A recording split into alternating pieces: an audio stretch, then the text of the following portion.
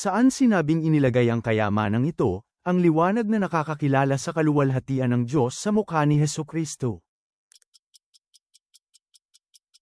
Sisidlang luwad. Anong bansa ang humiwalay sa pamamahala ng Juda at naging malaya noong panahon ni Joram? Edom.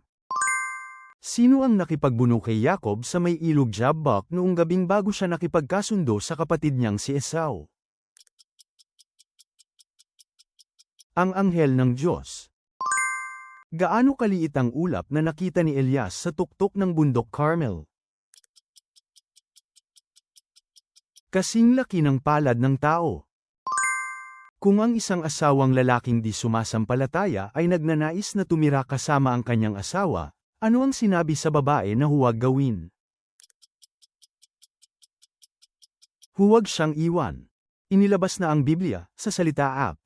Pagbabasa ng Biblia, multiple choice na quiz sa Biblia na may mga pahiwatig at paliwanag.